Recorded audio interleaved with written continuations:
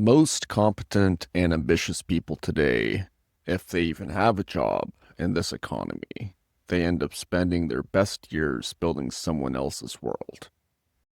Their work eats their time, their energy, and their momentum, while their own future stays frozen in place. There does exist, though, paths where your talent builds your world instead of powering someone else's. In this case, every hour of work starts compounding into something you actually own, real assets, content assets, financial assets, things that actually build wealth, leverage, not this whole putting in all these hours and then watching your money get completely devalued over time because of inflation. So ask yourself this: what happens when your effort stops leaking into other people's visions? Okay, how different would your world look a year from now if all your power pointed in one direction instead of being scattered all over the place? Now, before getting carried away with that future, look at what's happening right now. When people are busy building somebody else's vision, building somebody else's future, value concentrates in their hands while the builder gets a fraction. Less capable people move ahead because they bet on themselves when effort doesn't change your life. Drive fades away. That's just what happens. People in this scenario end up chasing validation from clients and employers because their own path isn't being built. And what happens over time is they grow quietly resentful after wasting years on work that never actually belonged to them. And the frustration always ends up turning into a slow burning anger at lost potential. The sense of I was meant for more. I know what that feels like, and it doesn't feel good. And that's why I escaped that path and started walking a new one and sharing it with you all today. Because it's exciting when you start walking your own path. For example, making your own YouTube channel and making content about the realms you're passionate about. Your work multiplies your income because your work finally builds assets instead of invoices or getting paid for your time. I always thought getting paid for your time is just ridiculous because if you work really hard and really smart for 1 hour and then the next hour you just goof off and just scroll on social media, you get paid the same amount of money. So you're not getting paid for any impact. Plus, the employer is making anywhere from double to like 10 times your salary in terms of what they actually net, what they get paid for what you do. And that's why I started walking a new path. So work finally builds assets instead of fiat currency. Wealth, which is something like, for example, a factory that runs and you can be off somewhere else, and that factory is constantly generating goods, assets that grow and grow over time and will benefit you even when you're asleep. That's the essence of passive income. And that's what we're working to build around here. Another thing that happens is you learn faster because what you're learning finally matters to you. And also people connect your name to the work instead of someone else's brand. Energy also comes back because effort actually goes somewhere meaningful.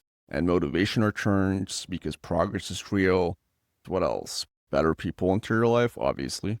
Better people always enter your life once you're clearly building something of your own. And you stop tolerating situations that waste your time because you built leverage. In my late teens and early 20s, my design work was sought after by many high-profile clients. A lot of them were VC-backed startups, many of them with founders who went to Harvard, Stanford, were Forbes 30 under 30, and stuff like that. I spent years in roles ranging from UX UI design all the way to art direction and creative direction. In my mid-20s, I noticed that my impact was outsizing my compensation, and I was getting paid in an inflating currency in dollars with no equity, kind of like a mercenary instead of a missionary. The idea of quitting, though, made me fear the loss of immediate income and the prestige of high-level consulting.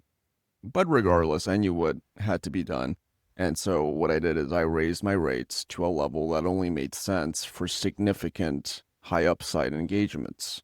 I refused new contracts beneath that floor and channeled all freed energy into the Starfort ecosystem.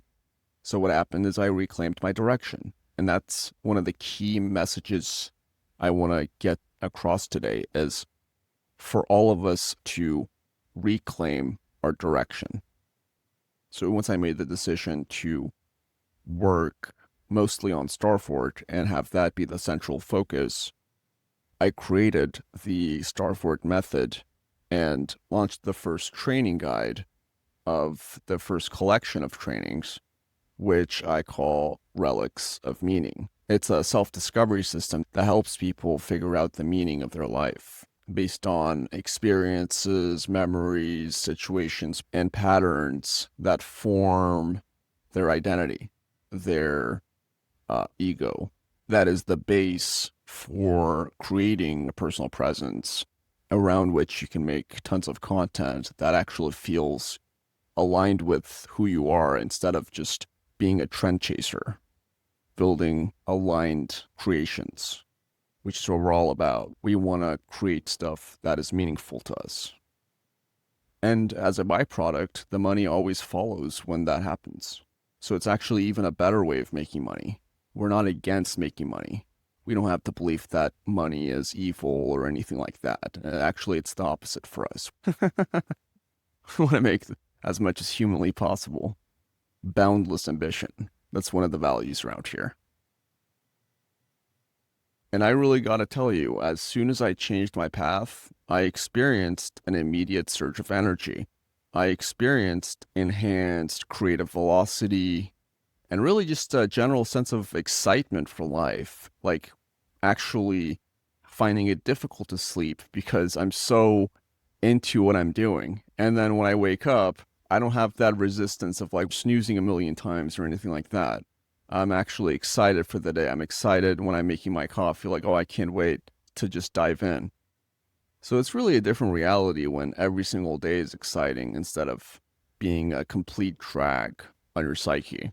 Like those cartoons with a dark cloud hovering over you wherever you go.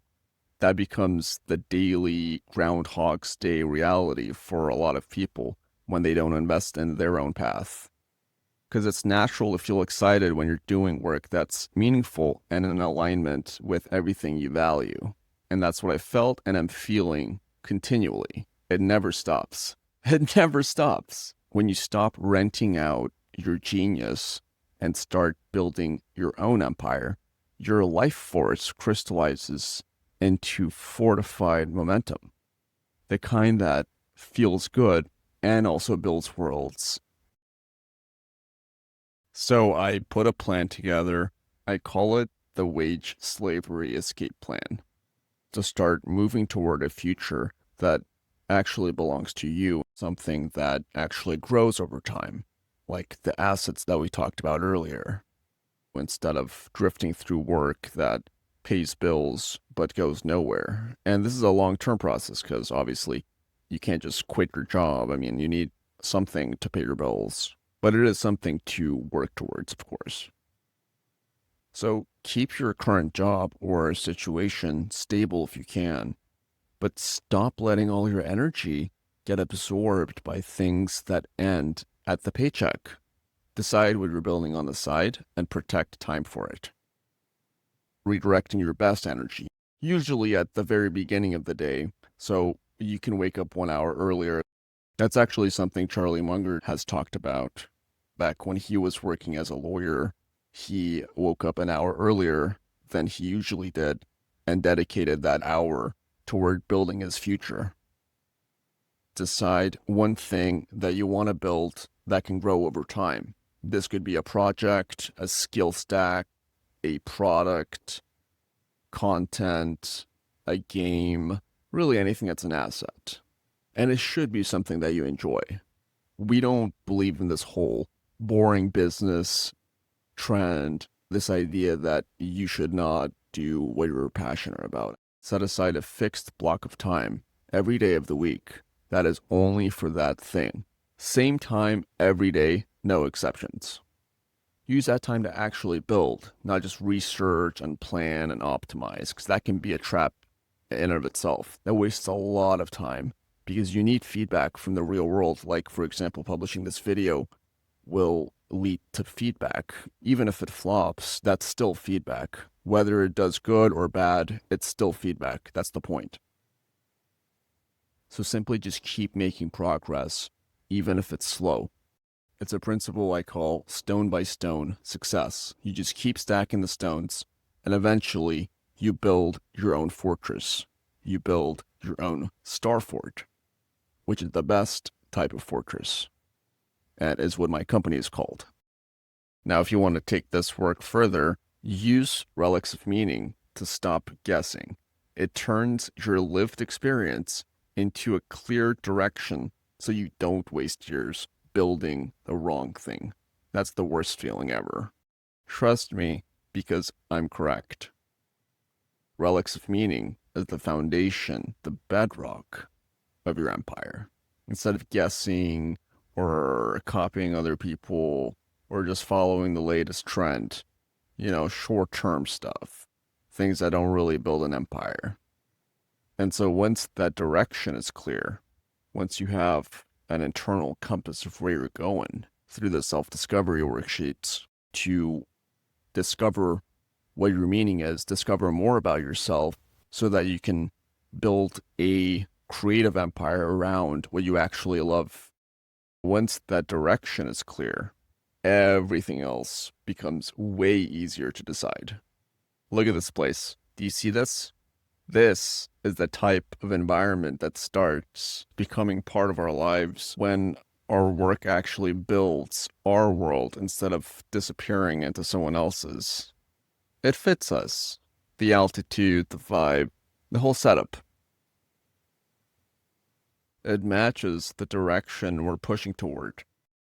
This isn't right away stuff, but this is the lane we move into when we stop handing our energy to people who don't value it. So to recap, effort without direction just keeps people doing busy work without their lives actually changing in a way that's meaningful to them. Direction comes before effort. Most people never slow down enough to figure out what they should actually be building. It's interesting. Most people skip it. But it's also the part everything depends on. Nothing else works without it.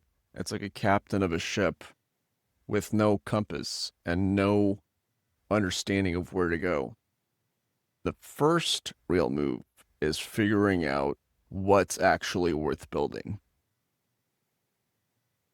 And the first step is self-discovery. Everything in this video only works once that part is clear. That's the step that decides whether the next few years go somewhere meaningful or not.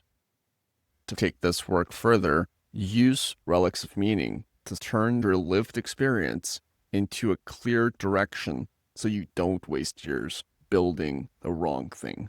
Once that is clear, deciding what to focus on and what to ignore gets a lot simpler. That's the difference this whole message is pointing at.